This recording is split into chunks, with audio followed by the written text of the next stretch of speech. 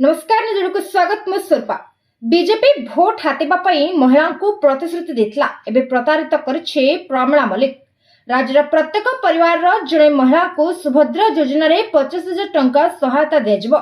निर्वाचन पूर्वरु बीजेपी रो घोषणा पत्र रे यह प्रकाशित होइतला।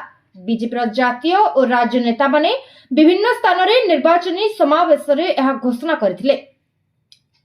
राज्य में सरकार गठनर प्रथम दिन अर्थात जून 12 तारिख संध्यारे अनुष्ठित प्रथम कैबिनेट रे एही योजना कार्यकारी करा जिबाकू निष्पत्ति ग्रहण करा जायतला। एहा परे सेप्टेम्बर 17 तारिख रे प्रधानमंत्री नरेंद्र मोदी को जन्मदिन रे राजधानी रे एक स्वतंत्र उत्सव आयोजन करा जाई महिला माननकू सुभद्रा योजना रो सुभद्रा भाउचर बंटन करा जिवो बोली मध्य सरकार घोषणा कले। आ एहा परे बजेट रे एही योजना पई 10,000 कोटी टंका व्यय बराद हेबा परे एहा कार्यकारिता को नहीं प्रश्न उठितबा बेले आज एही योजनार एसओपी आसवा परे बीजेपी प्रतारणा स्पष्ट भावे जना पड़ जायछि, जहाको नहीं विरोधी दल मुख्य सचेतक प्रमिला मलिक सरकार को उपरे बर्षिछन्ति। बीजेपी भोट हातिबा पई प्रतिश्रुति देथिला आ एबे प्रतारित करछे।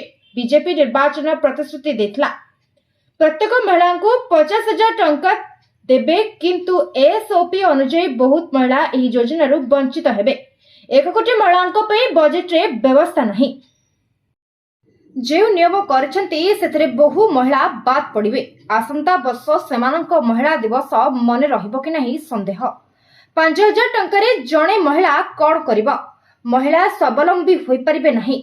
सुभद्रा योजनार एसओपी आसवा परे महिलांकर आशा मोली जाइछि बोली कहिसंती विरोधी दल मुख्य सचेतक प्रमिला मलिक। निजुड़ को एठी रखुछु। नमस्कार।